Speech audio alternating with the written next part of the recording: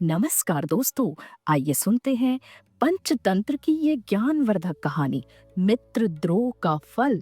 दो मित्र धर्म बुद्धि और पाप बुद्धि हिम्मतनगर में रहते थे।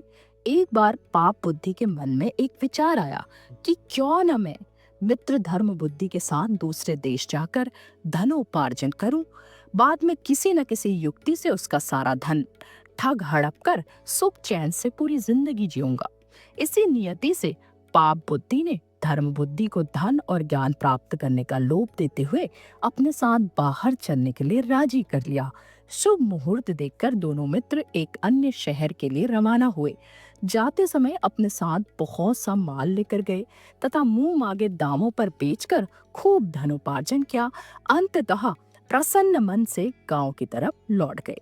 गांव के निकट पहुंचने पर पाप बुद्धि ने धर्म बुद्धि को कहा कि मेरे विचार से गांव में एक साथ सारा धन ले जाना उचित नहीं है।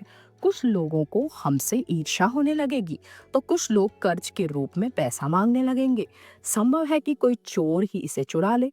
मेरे विचार से कुछ धन हमें जंगल में ही किसी सुरक्षित स्थान पर गाड़ लेना चाहिए।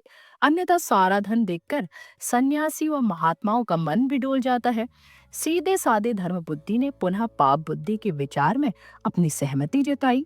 वहीं किसी सुरक्षित स्थान पर दोनों ने गड्ढे खोदकर अपना धन दबा दिया तथा घर की ओर प्रस्थान कर गए। बाद में मौका देखकर एक रात को बुद्धि ने वहां गड़े सारे धन को चुपके से निकाल लिया और हथिया लिया। कुछ दिनों के बाद धर्म बुद्धि ने पाप बुद्धि से कहा, भाई, मुझे कुछ धन की आवश्यकता है, अतः आप मेरे साथ चलिए। पाप बुद्धि तैयार हो गया। जब उसने धन निकालने के लिए गड्ढे को खोदा तो वहां कुछ भी नहीं मिला। पाप बुद्धि ने तुरंत रोने चिल्लाने का अभिनय किया। उसने धर्म बुद्धि पर धन निकालने का इल्जाम लगा दिया। दोनों लड़ते लड़ते न्यायाधीश के पास पहुंचे। न्यायाधीश के सम्मुख दोनों ने अपना अपना पक्ष रखा। न्यायाधीश ने सत्य का पता लगाने के लिए दिव्य परीक्षा का आदेश दिया। दोनों को बारी बारी से अपने हाथ जलती हुई आग में डालने थे। पाप बुद्धि ने इसका विद्रोह किया। उसने कहा कि वन देवता गवाही देंगे। न्यायाधीश ने यह मान लिया। पाप बुद्धि ने अपने बाप को एक सूखे हुए पेड़ के खोखले में बैठा दिया।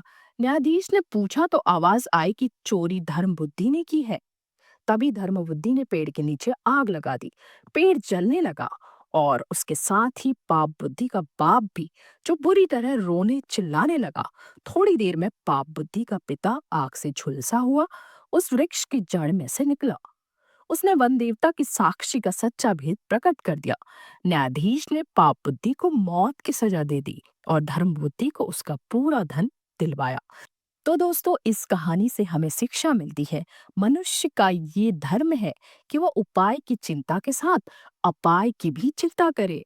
कोशिश करें संसार में रह के जितना भी हो ईमानदारी से और सच्चाई से अपना जीवन व्यतीत करें, क्योंकि इन चीजों में कुछ भी नहीं रखा है। चाहिए तो हमें सिर्फ अपने भरण पोषण के लिए, तो इतना लालच करने से कहीं ना कहीं हम अपनी दुर्गति कर देते हैं। तो यहीं पर अपनी कहानी को विराम देते हैं और जल्दी ही मिलते हैं एक नई कहानी के साथ। तब तक के लिए मुझे विदा दीजिए। धन्यवाद।